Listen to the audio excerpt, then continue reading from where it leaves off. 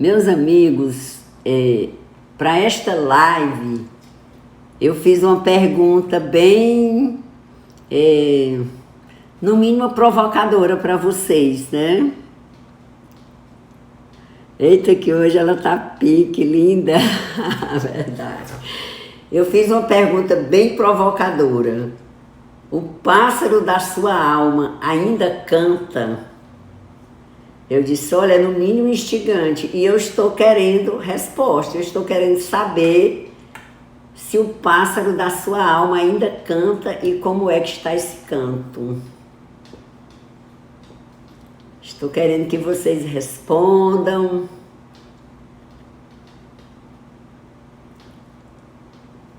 Que mande os coraçõezinhos, compartilhe essa live. Esse assunto é muito, muito legal. Estou bem feliz de trazer esse assunto aqui para vocês hoje. Então é o seguinte, ninguém vai me dizer se o pássaro da alma ainda canta? Cadê Keila? O seu canta bem? Nancildes?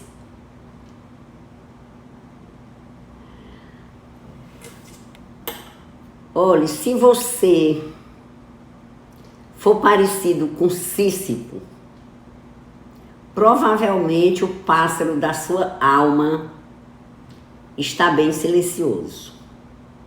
Não canta há algum tempo. Eu vou contar para vocês um pouco dessa história do Sísifo. Ele é um dos personagens mais interessantes da mitologia grega. Por quê? Porque ele era muito esperto, muito astuto. E com essa esperteza dele, ou exatamente por essa esperteza, ele vivia se metendo em encrenca. Então um dia ele fazia uma estratagema, no outro dia ele tinha que desmanchar, tinha que fazer outra coisa, estava sempre com encrenca. Aí o que foi que aconteceu? Um dia ele soube, por acaso, que Zeus tinha roubado, tinha raptado a Egina, filha do deus dos rios, do Ásopo. Então ele estava precisando de água. Nas terras dele, ele era o rei de Corintos, e na terra dele estava precisando de água. Então ele pensou, chamou o deus dos rios e disse que Zeus tinha raptado, ele disse que diria o paradeiro da filha dele, se em troca ele desse uma nascente de um rio para ele.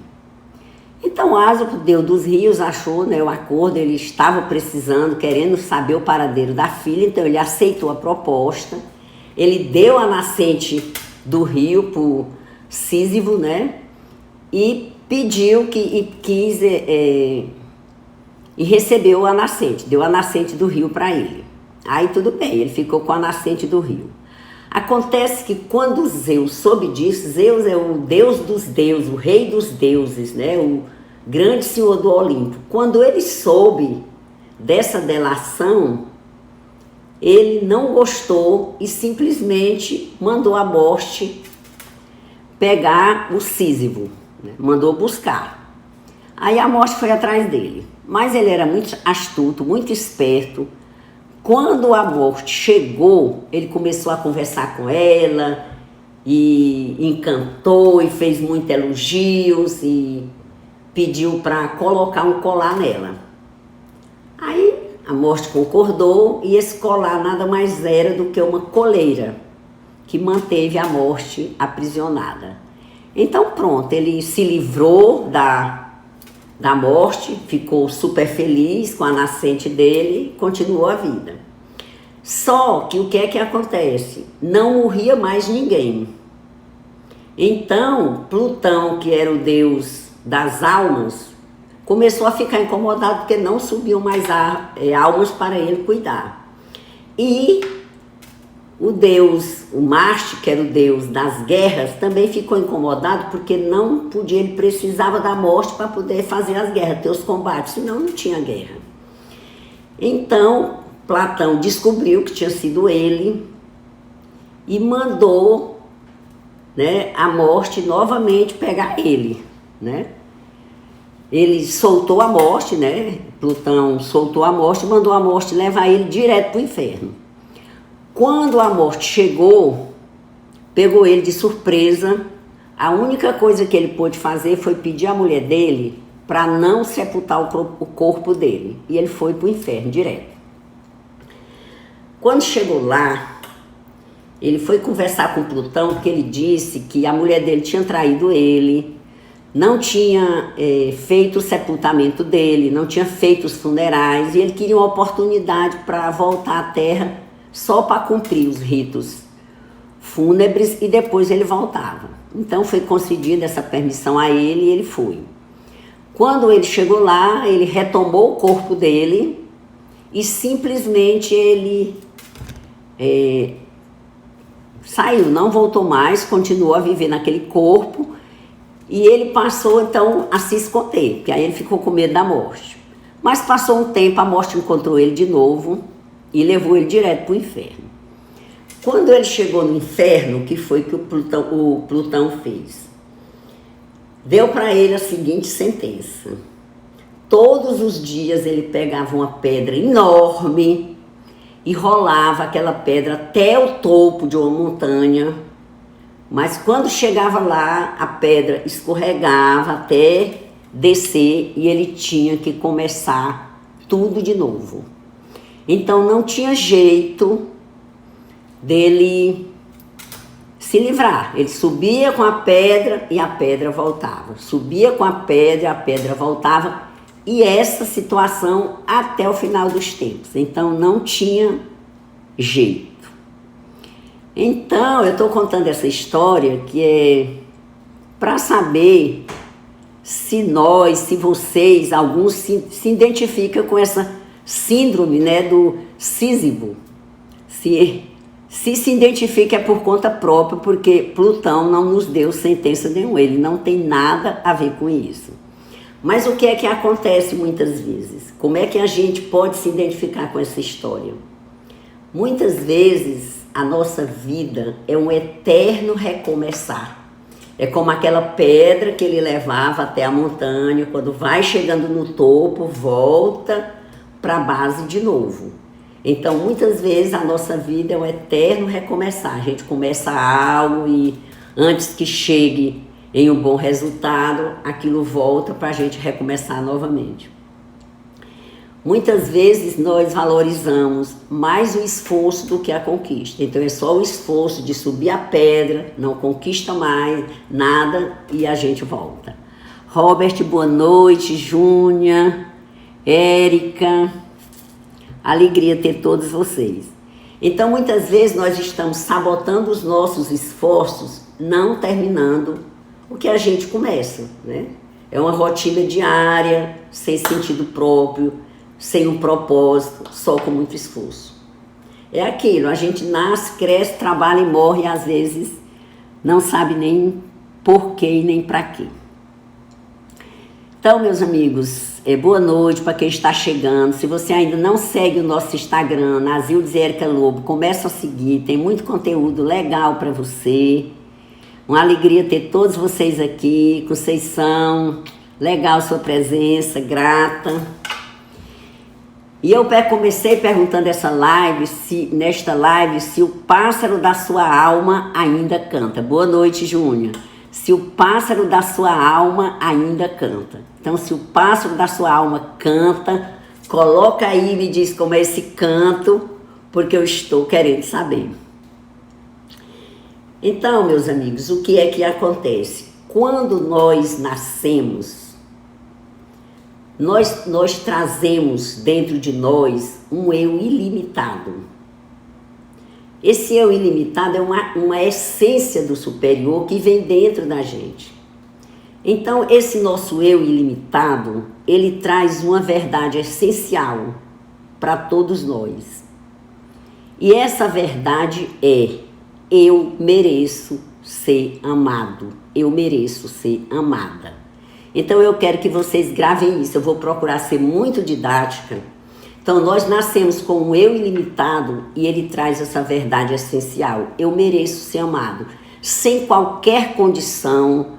Todas as pessoas que chegam nessa terra, chegam com essa verdade essencial: eu mereço ser amada. E o que é que acontece?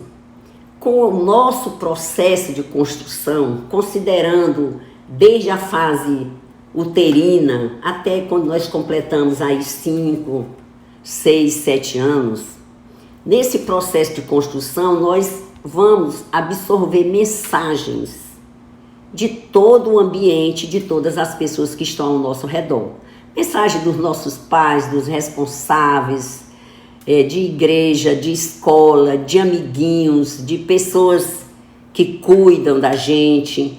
Então, essas mensagens que nós recebemos do ambiente, de parentes, né, de conhecidos, essas mensagens, elas vão estruturando o nosso sistema de crenças. São essas mensagens que nós recebemos na infância que estruturam o nosso sistema de crença e forma, né, o que nós chamamos de personalidade. Então, nesse momento que nós estamos formando o nosso sistema de crenças, nós estamos construindo a nossa autoimagem. A nossa autoimagem está sendo construída aí. E o que é a nossa autoimagem? Nada mais é do que o nosso retrato mental. A nossa autoimagem é o retrato mental que nós temos na nossa mente, que diz quem somos nós. É como eu me vejo, como eu acredito que eu sou. Então, se eu acho que eu sou uma pessoa determinada, se eu acho que eu sou uma pessoa criativa, se eu acho que eu sou uma pessoa inteligente, é a autoimagem que nós temos dentro de nós. Se eu acho que eu sou uma pessoa tímida, se eu acho que eu sou uma pessoa que não tem muita iniciativa, tudo isso é um retrato mental, é a nossa autoimagem, é o retrato que nós temos de nós mesmos, na nossa mente. Só que essa autoimagem, no final das contas, ela é uma crença, ela é uma crença de identidade. No nosso processo de construção, nós fomos acreditando que nós somos aquele retrato mental. E com o tempo, o que é que acontece? Esse retrato mental, essa autoimagem, ela passa a ser um filtro. Ela é um filtro e eu passo a enxergar o mundo através desse filtro. É por isso que nós não enxergamos o mundo, não enxergamos as pessoas como elas são. Nós enxergamos o mundo, enxergamos as pessoas de acordo com o que nós somos, porque nós colocamos em tudo que nós entramos em contato o filtro da nossa autoimagem. Então, o meu retrato mental é um filtro. Aquilo que está de acordo com o que eu acredito, que está de acordo com esse filtro, passa. Aquilo que não está, eu já rejeito. Então, é assim que a gente experimenta o mundo. Então, o que é que acontece? Eu posso experimentar o mundo de uma forma que o mundo me devolva a verdade essencial, que é: eu mereço ser amado. Se eu acredito, né, sobre mim mesmo essa verdade, que eu mereço ser amada, então é essa verdade que o mundo vai me devolver. Então, se as mensagens que eu recebi na minha infância, de meus pais, de responsáveis, de cuidadores, de igreja, do ambiente, foram positivas e eu interpretei essas mensagens como positivas, porque elas podem ter sido positivas e eu ter interpretado como negativa, então é com essa crença que eu vou experimentar o mundo. É com essa verdade essencial: eu mereço ser amada. Esse é o meu filtro para experimentar o mundo. Então, o que é que acontece? Com este filtro, eu vou enxergar o mundo como um lugar amoroso, como um lugar abundante, como um lugar próspero, como as pessoas sendo amigáveis, que tudo flui para um bem maior. Por quê? Porque é isso que está no meu coração, é isso que está na minha autoimagem. Então eu experimento o mundo com essa verdade essencial. Então aqui o que é que a gente diz? O pássaro da tua alma, ele apresenta um belo canto, porque ele está de acordo com essa verdade essencial. É aquela história de um homem que ia se mudando de uma cidade para outra e foi atravessar um rio. Eita, mas tá lindo. Obrigada esses filtros do Instagram, eu amo. Então, o que é que acontece? O homem vai atravessar o rio. E aí o barqueiro, ele tem um barqueiro para ajudar a atravessar e ele pergunta àquele barqueiro: meu amigo, como são as pessoas do lado de lá? Ele estava se mudando para outra margem. Aí a pessoa perguntou: como são as pessoas que você deixou? Aí ele disse: olha, são pessoas maravilhosas, são pessoas super prestativas, vizinhos assim incríveis, gente muito boa. Aí ele disse: pois é exatamente essas pessoas que você vai encontrar da outra margem, elas são exatamente assim. Por quê? Porque eu estou levando para lá quem eu sou, o meu filtro. Então, se onde eu vim as pessoas eram assim, para onde eu vou encontrar pessoas desse mesmo jeito. Faz sentido para vocês, gente? Estão entendendo? Estou sendo clara? Quem quiser fazer pergunta, faça. Quem ainda não segue esse Instagram maravilhoso, siga. Super legal. Mas só o que é que acontece? Nós vivemos num mundo de dualidade. A Terra é um lugar de dualidade. Nós enxergamos as coisas em polos, sempre em dois polos. É o céu e o inferno, é a luz e a sombra, é o bem e o mal. Isso existe para que nós possamos conhecer. Se nós só conhecêssemos o bem, nem saberíamos que existia o mal. Se só conhecesse a nossa luz, não saberíamos que temos sombra. Faz sentido, a vibração da pessoa é essencial. Com certeza, Andréa. Então, nós enxergamos as coisas com dualidade, que é para poder nós conhecermos, porque se a gente só vê um lado, a gente não conheceria o outro. Então vem o bem, o mal, né? O céu, o inferno, a luz. Nós mesmos somos uma dualidade, temos luz e temos sombras. Todos nós temos luz e temos sombra. Boa noite, Léo, seja muito bem-vinda. Então, nesse mundo de dualidade, existe a polaridade da verdade essencial.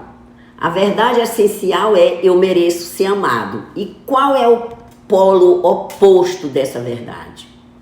É o medo fundamental, que é: eu não mereço ser amado. Eu não mereço ser amada. Então, veja que tem, em um polo eu tenho uma verdade essencial, eu mereço ser amada. E no outro polo eu tenho um medo fundamental, eu não mereço ser amada. É a mesma coisa de eu conhecer o bem, de eu conhecer o mal, de eu conhecer minha luz, de eu conhecer minha sombra, é eu saber que existe essa dualidade. Então, quando essa dualidade, esse lado, eu mereço ser amada, ela pertence ao eu ilimitado. E o medo fundamental, que diz que eu não mereço ser amada, pertence ao ego. Então isso foi uma construção nossa. Então, no mundo da dualidade, eu posso experimentar o mundo de forma que ele reflita o meu medo. Eu posso experimentar o mundo de forma que ele reflita a minha verdade fundamental, que é eu mereço ser amado, mas eu também posso experimentar o medo de forma que ele reflita o meu medo fundamental. Eu não mereço ser amada. E com esse filtro, o que é que vai acontecer?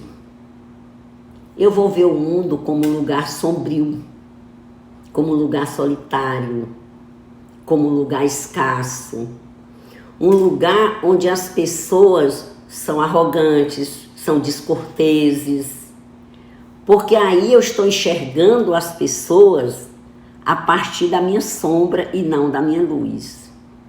Eu estou enxergando a partir da polaridade do medo fundamental que diz que eu não mereço ser amado. Então, quando eu saio para o mundo apoiado nessa crença de que eu não mereço ser amada, então é claro que o que eu vou encontrar, o que eu vou receber de volta é a falta de amor. E aí, o que é que eu vou enxergar quando eu experimento o mundo a partir dessa dualidade de que eu não mereço ser amado, quando eu estou apoiado no medo fundamental. Aí, claro que eu vou enxergar as pessoas como avarentas, descorteses, né? Arrogante e por aí vai. Aí é o outro lado da história da travessia do rio. O homem ia atravessar o rio e o barqueiro veio ajudar e ele perguntou: olha, eu estou me mudando, estou saindo da cidade onde eu estava e estou indo para aquela outra margem. Como são as pessoas na outra margem? E ele disse o seguinte: como eram as pessoas que o senhor deixou lá atrás, na outra cidade? Ah, eram pessoas muito brutas, arrogantes, miseráveis. Aí ele disse: pois são exatamente essas pessoas que você vai encontrar do outro lado do rio. Por quê? Porque ele vai aplicar o mesmo filtro. O mesmo filtro, o mesmo medo fundamental que ele está vendo aqui, ele vai aplicar do outro lado. Ok, gente? Boa noite. Vocês que estão entrando. Alegria estar com todos vocês aqui. Muito bom.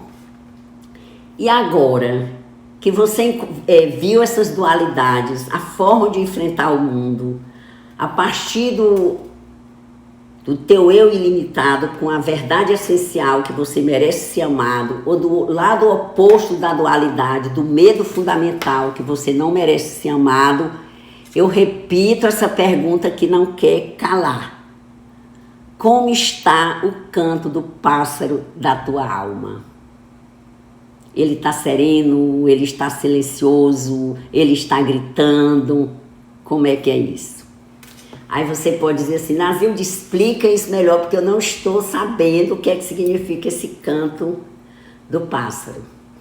Essa coisa do pássaro da alma, né? Eu li num livro que a Louise Hay escreveu juntamente com Robert Haldane, A Vida Ama Você. É um livro super interessante e ele traz esse conceito do pássaro da alma. Então achei muito interessante, vou dizer para vocês o que é que significa. Então o Robert Haldane, que é o coautor desse livro com a Louise Hay, ele diz o seguinte, que os bebês, quando eles nascem, os bebês pequenos, né? Eles ainda não se identificaram com o corpo. Por isso que um bebê, você colocar ele no espelho, ele sequer sorri para o espelho. Né? É uma metáfora linda, pássaros da alma. Eu adoro isso, sou encantada por essa metáfora. Porque o que é que acontece, André? Quando os bebês são pequenos, eles ainda não se identificaram com o corpo. Então, eles nem sorriem para o espelho. A gente coloca um bebê na frente de um espelho, eles não sorriem para o espelho. Então, segundo o autor, eles são como pássaros da alma. Eles voam sobre o corpo, mas ainda não pousaram no corpo. Ainda não se identificaram com esta matéria. Então, eles são pura consciência. Naquele momento ali, não há noção do eu, do ego, né? Então eles ainda não têm uma autoimagem, eles ainda não construíram uma persona, uma máscara, né? Eles ainda não têm neuroses, eles estão plenos, como diz o autor, da bênção original do espírito. Então eles só se identificam até o momento com a sua face original, que os budistas chamam da face da alma. Então esse é o bebê que chega trazendo o seu eu ilimitado, que ainda não construiu uma persona, ainda não construiu uma máscara, não tem uma autoimagem, ele ainda não formou essa autoimagem, não está nem ouvindo ainda o que é que as pessoas que mensagens estão transmitindo, né? Então eles não têm neurose ainda. E aí, esse é o primeiro estágio do pássaro da alma, é o seu eu ilimitado, que ama você incondicionalmente. Aqui, o pássaro da tua alma está pleno, cantando a plenos pulmões.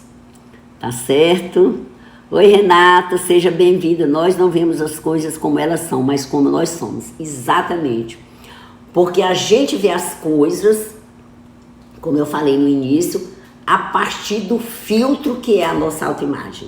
Nós fomos constituídos, fomos recebendo mensagens negativas ou positivas do ambiente, dos nossos pais, responsáveis, cuidadores, igreja e tantas outras, amigos. E a partir daí nós fomos construindo a nossa autoimagem. E uma vez construída, essa autoimagem é um filtro. Olhamos o outro através desse filtro da nossa autoimagem.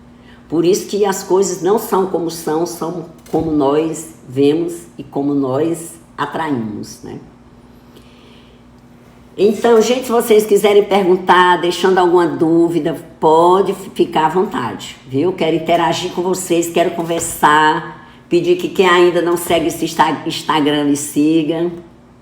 E estou bem feliz de estar aqui, nessa segunda-feira com vocês. Rosimeire, prazer. Então, a gente viu o primeiro estágio do pássaro da alma, que é o bebê. Vamos ao segundo estágio.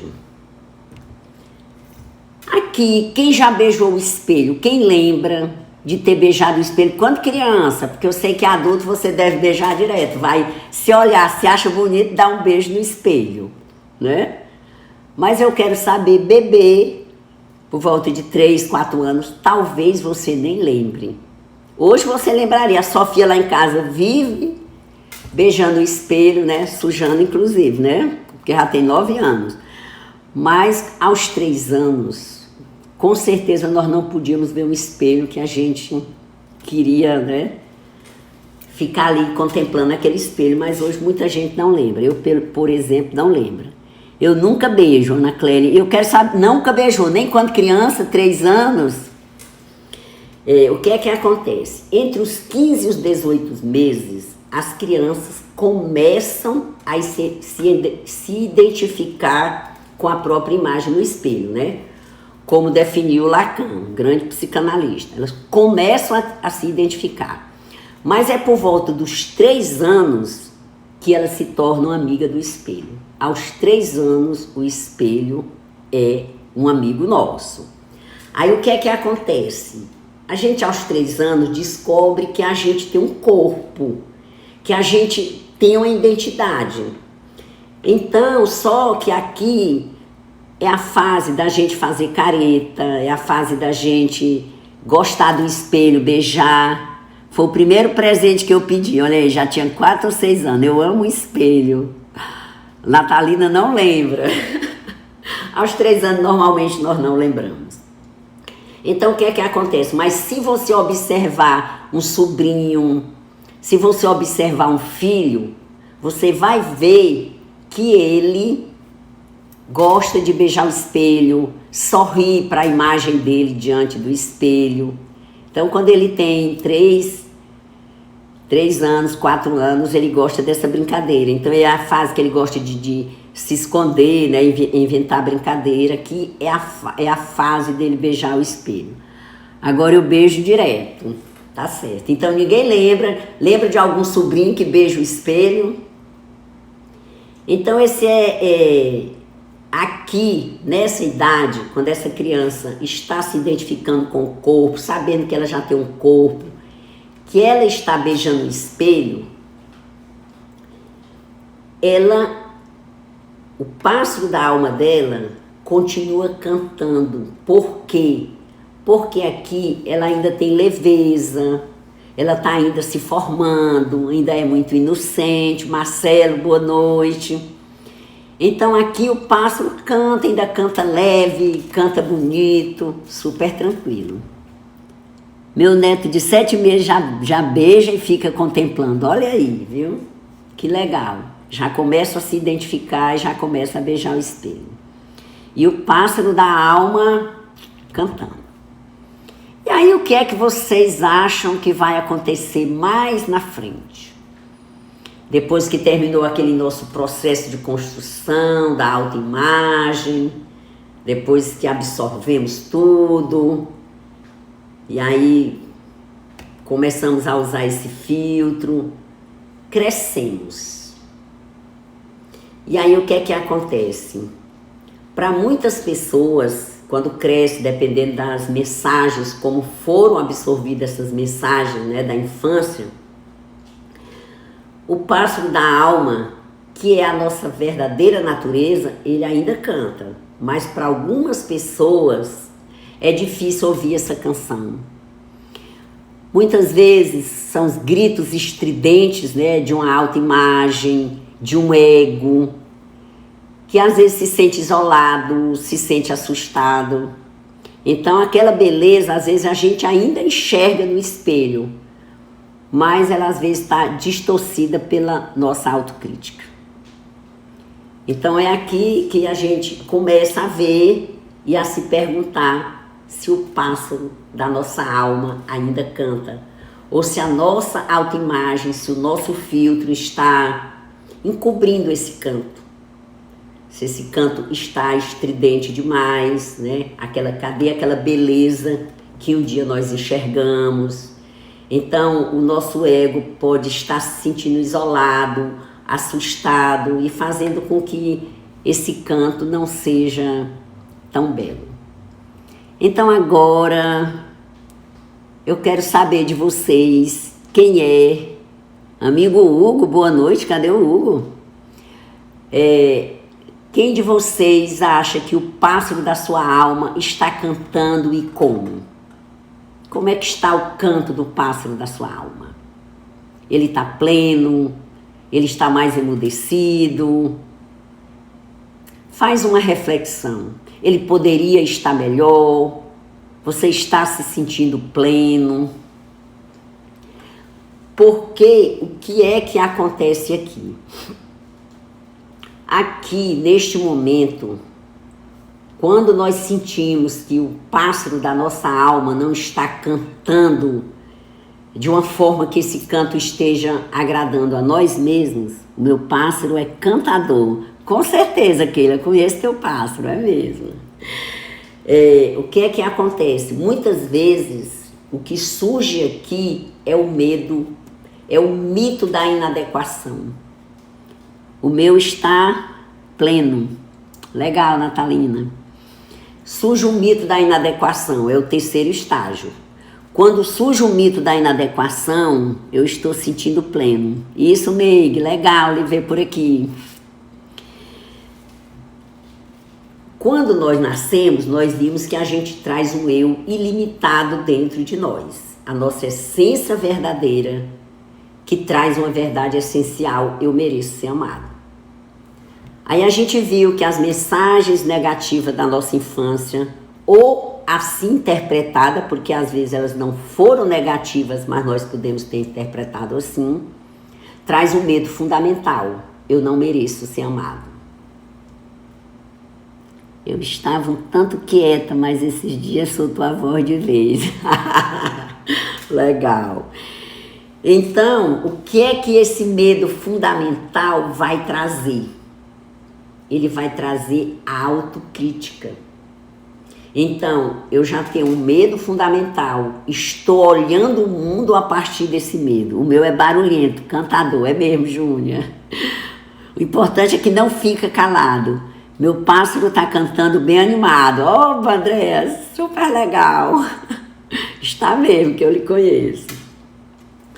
Então, esse medo fundamental, ele vai trazer autocrítica. Olha, se eu já tenho um medo, já estou olhando o mundo através do filtro de um medo, aí isso vai trazer autocrítica, e daí surge o mito da inadequação. Aí aqui o que é que acontece? A gente esquece o pássaro da alma, né? O nosso eu ilimitado vai se transformar no símbolo do medo, um símbolo da nossa sombra. E aí o que é que acontece? O que é que o mito da inadequação vai trazer para a gente? Ele vai trazer crenças de identidade limitantes. Por exemplo, eu não sou bom o bastante, eu não sou forte o suficiente, eu não sou inteligente, eu não sou interessante o bastante, eu não sou bem-sucedido, eu não sou criativo o suficiente, eu não sou bonito o bastante, eu não sou magro o suficiente. Tudo muito absoluto. vai trazer algumas crenças de identidade, porque essas crenças que junta com o sou é uma crença de identidade. Então, eu não sou bom o bastante, é uma crença de identidade, né? Que muitas pessoas têm, é uma crença muito comum. Então, essa crença, ela faz parte do mito da inadequação. Eu não sei se algum de vocês tem essa crença ou conhece quem tem qualquer desse tipo de crença. Mas essa crença é trazida por quê? Por essa polaridade do medo fundamental que traz a autocrítica. Então a gente começa a trazer crítica para cima da gente. E a crítica a gente sabe que ela é um processo que ela não vai provocar uma mudança positiva. Ela vai provocar sempre uma mudança negativa, né? Então essa crença, não sou bastante, ela é a mais comum, representa todas. Porque se eu digo que eu não sou criativo bastante, que eu não sou forte o bastante, que eu não sou bonito bastante, que eu não sou magro bastante, tudo isso vai culminar em não sou bom o bastante. De acordo com a perspectiva pessoal, com certeza. Então o que é que acontece? A gente tem que analisar assim, eu não sou bom o bastante para quê? Para construir a Capela Sistina? Provavelmente não, mas o Michelangelo já construiu, já está pronta, não é? Era a missão dele, era propósito dele.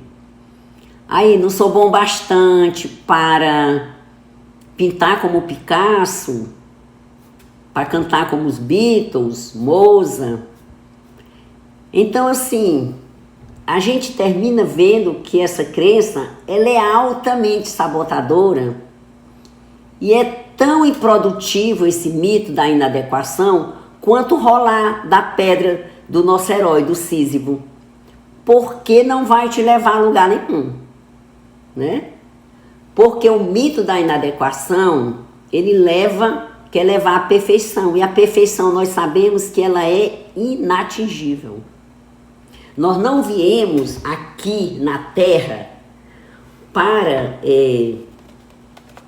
tentar ser perfeitos, para buscar a perfeição. A perfeição é um processo, nós estamos caminhando em busca disso, mas não somos perfeitos. Então nós vamos construindo as coisas como podemos, com os recursos que temos. Um dia se chega na perfeição, mas ela não deve ser a nossa meta ao fazer qualquer coisa, porque é inatingível. E, sobretudo, totalmente desnecessário, porque isso não tem a ver com o teu propósito de vida. Então, se você imaginar, por exemplo, qualquer desses artistas que eu falei, com certeza eles tinham coisas que só você sabe fazer. Pode ser muito bom em uma coisa, mas totalmente inadequados em outras. Então, uma coisa é certa, nós somos totalmente inadequados para fazer determinadas coisas. Se eu for me aventurar no mundo da matemática, estarei passando um atestado de incompetência, porque, pense, é só mesmo somar e dividir se for número sem ser quebrado e pequeno, porque não tenho muito habilidade. Então essa crença de não sou bom o bastante, ela termina nos limitando por isso. E aí o que é que acontece? O mito da inadequação, a gente vai observar que ele não tem nada a ver com o pássaro da alma, com a nossa verdade essencial, que é eu mereço ser amado. Então, se eu mereço ser amado, se eu acredito nisso, então eu sou bom o bastante. Eu sou bom o bastante para qualquer coisa que eu queira me dedicar, que eu queira fazer, que faça parte do meu propósito de vida. Não somos perfeitos, de forma nenhuma. Então, se eu supero isso, se eu esse mito da inadequação, ele não tem nada a ver com o pássaro da alma. Ele, na verdade, é uma desvalorização adquirida. A gente adquire esse mito. Ele pertence a uma autoimagem que a gente incorporou lá na infância e que só foi reforçada na vida adulta. Então, a gente segue com essa autoimagem incorporada, dolorosa, até que a gente decide, que a gente diz assim, eu quero me livrar disso, eu quero me curar dessa autoimagem, né? Deve existir outra maneira de viver. Aí a gente larga, né, essa mania de querer ser perfeita, coisas inatingíveis, porque muitas vezes essas coisas inatingíveis que a gente quer são apenas sonhos de fuga. Eu não vou cantar, mas sou boa no que faço. Não sei cantar. Ok? Eu não sei se vocês já ouviram me falar dos sonhos de fuga, né? Mas o que é que acontece com os sonhos de fuga? O sonho de fuga é muito interessante. Muitas vezes a nossa vida está parada, nós não estamos realizando nada, não estamos em busca dos nossos sonhos, estamos nos conformando com o status quo que está ali, mas aí a gente começa a sonhar. E a gente sonha coisas assim que nós sabemos com certeza que não vamos realizar. Então os sonhos de fuga, eles são muito interessantes. Às vezes a gente pega um sonho lá na infância, que eu tinha um sonho de ser bailarina. E aí hoje eu estou aqui nessa idade, mas aí eu sempre fico sonhando com aquele sonho, como se um dia eu fosse realizar aquele sonho. Então eu tenho um sonho de fazer uma viagem, eu quero conhecer Cancún, por exemplo, e eu fico imaginando aquele sonho, mas eu não estou fazendo nada para aquele sonho acontecer, cheio de dívidas, mas aquilo eu fico pensando, projetando. Então é um amor que ficou lá no passado e meu casamento está ruim, eu fico pensando naquele amor, sabendo que nunca vou realizar aquilo ali. Então isso é o que eu chamo de sonhos de fuga. Né? Vou ter, não entendi, Renata, tu vai ter o quê? Então o sonho de fuga, a gente sabe que a gente não vai realizar, mas o que é que acontece?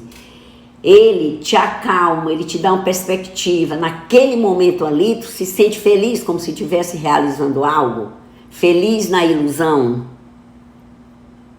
Metas impossíveis são autossabotagem, exatamente. E são sonhos de fuga. Então, uma coisa que eu sempre digo é assim, tem cuidado com o sonho de fuga, porque o sonho de fuga, ele traz um prazer, ele te deixa feliz. Um dia eu vou realizar, mas você não está fazendo nada aqui para realizar. Não tem nada que indique no mundo prático, nem no mundo das vibrações, na metafísica, que você vai realizar. Então isso é sonho de fuga, que é um grande sabotador dos nossos resultados. Então, gente, como é que nós superamos esse mito da inadequação, da gente ver o mundo pelo filtro do medo e da autocrítica? Mulher, tenho vários sonhos de fuga. Pois é. Tem muita gente que tem sonho de fuga.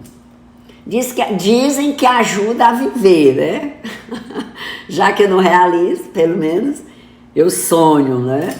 Mas a gente tem que ver que eles tendem a sabotar os nossos resultados. Então, sonho de fuga é um pensamento ilusório, exatamente, Andrea.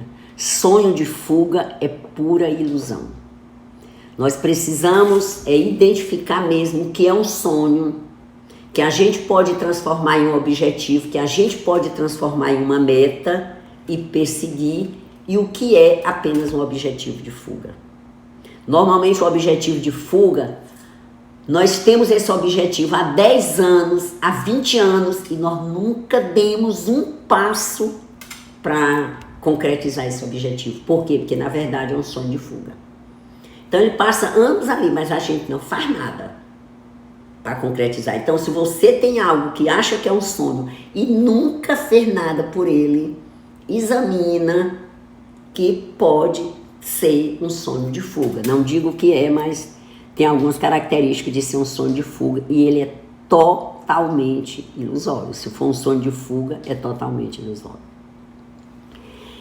Então, a gente supera o mito da inadequação quando a gente está disposto a abraçar, mais uma vez, essa verdade essencial.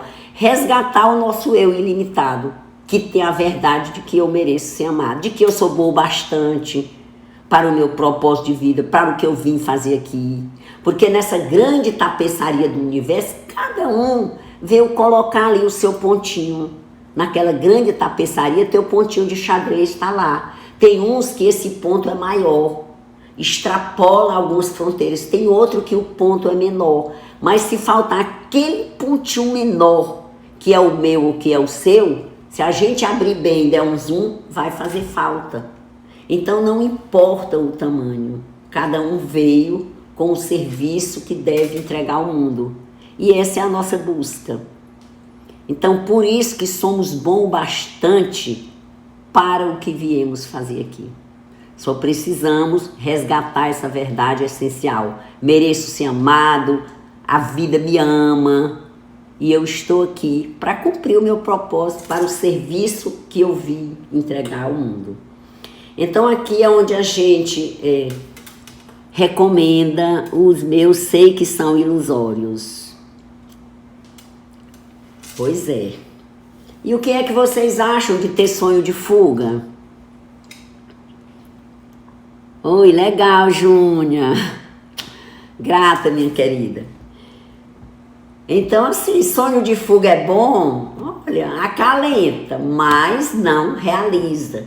E uma das coisas que realmente faz o ser humano feliz, isso está na trilha da felicidade autêntica, trazida por Martin Seligman, é realizar. Todo mundo tem um lugar no grande quadro. Tem sim. A tapeçaria é construída por todos e não pode faltar ninguém. Quando falta um, a gente sente a falta daquele ponto. Isso pode ter certeza. Tem lugar para todo mundo e todo mundo tem algo a construir ali. Então é por isso que a gente prega muito o exercício, o trabalho com o espelho, de você resgatar essa verdade essencial de que você merece ser amado, de que a vida ama você, né? Assim, eu gosto muito de uma afirmação que eu digo assim: eu tenho os talentos necessários para a entrega que eu vim fazer ao mundo. Né? Eu tenho os talentos necessários para a entrega que eu vim fazer ao mundo. Então, eu não vim pintar, eu não vim cantar, eu não vim trabalhar com matemática. Então, eu sou bom bastante. Para aquilo que eu vim entregar ao mundo, que é o que me interessa, eu tenho os talentos necessários. Então, quando a gente tem essa afirmação, então a gente não tem essa preocupação. Trilha da felicidade autêntica. Legal, Júnior. Um dia a gente pode falar só sobre isso. Então, meus amigos, se vocês tiverem alguma pergunta, façam, porque eu gosto de deixar claro de que um conceito que a gente traga, que vocês realmente levem para casa. E o que eu quero que vocês levem hoje é a voltazinha do espelho, eu me amo, a vida me ama, eu amo você, eu tenho os talentos necessários para fazer minha entrega ao mundo. O mundo é um lugar maravilhoso. Porque se nós não escolhermos o que nós vamos afirmar, os nossos pensamentos automáticos escolhem por nós e afirmam aí o que quer, né? E a gente termina sendo responsável por isso. Então, meus amigos, se você ainda não me segue no Instagram, me siga. E eu quero dar um aviso para vocês, que é bem interessante. Eu me amo, joia. É libertador essas descobertas, com certeza, Célia. A gente está aqui para fazer essas descobertas, né? A gente está aqui, só um minutinho. Imagina, que a gente é como aqui um iceberg, só que só tem uma pontinha nossa descoberta. Muitos dos nossos processos, essa parte aqui, muitos deles está inconsciente. Às vezes a gente só tem essa ponta descoberta. E o trabalho de autoconhecimento é para descortinar todo esse iceberg. Por quê? Porque cerca de 95% dos nossos processos, eles ainda estão inconscientes. E nós só podemos mudar aquilo que nós trazemos para a nossa consciência para ser trabalhado. Na hora que eu descubro uma crença limitante, eu trago do inconsciente e coloco aqui no consciente. Ah, agora eu já sei que eu tenho essa crença limitante. Então eu posso trabalhar nela para mudar. Mas enquanto eu não sei, ela fica lá sabotando, né? Sujeita a sabotar meus resultados, sem eu saber nem porquê. Oi, ok, Graça, amei essa live. Legal, gente, muito grato pela força. E eu quero aproveitar para dar um aviso. Segunda e terça-feira, a Érica vai dar uma aula pelo Zoom. Ela vai dar para o Clube VIP, mas vai ser aberta ao público, gratuita. Segunda e terça-feira, sobre depressão. O título vai ser A Dor da Alma Pode Ser Prevenida. A depressão não precisa se instalar. É um trabalho prévio, né? Antes que a depressão se instale. Então, daqui a 2 dias, vocês procuram o link na bio. A gente deve estar colocando amanhã ou depois de amanhã. Se quiserem se inscrever para essa palestra, né? Pelo Zoom. Só vai fazer quem está inscrito, porque a gente vai mandar o link pelo Zoom, para o Zoom. Então, se você tem alguém conhecido, parente, é um tema que muita gente precisa. Não é tratar a depressão, é que ela pode ser prevenida. Então, vocês se inscrevem e divulgam. Vai ter um link na bio, Marcelo. Hoje ainda não está, mas amanhã ou no máximo, quarta de manhãzinha, a gente está colocando o link na bio para se inscrever para essa palestra pelo Zoom. Vão ser 2 dias, né? 2 dias, 2 horas cada dia. Ok, gente, amei estar com vocês. Obrigada por me acompanhar numa noite de segunda-feira. Fico super feliz. Gratidão a todos. Ok. Vai ser pelo link. Então acompanha a gente. Muito grato. Desejo uma semana maravilhosa para todos vocês. Grata, Robert. Grata a vocês, gente, que me acompanharam. Amei estar aqui falando com vocês. Das próximas vezes, cheguem mais cedo. Quem chega na metade perde um bocado de coisa, porque 8 horas em ponto a gente começa, tá bom? E os assuntos, logo desde o começo, a gente já vai entrando no tema. Então, aguardo vocês, né? Sempre. Legal, gente. Um beijo no coração, que vocês fiquem com essa verdade essencial. Você merece ser amado, você merece ser amada. Beijo no seu coração e até o nosso próximo contato.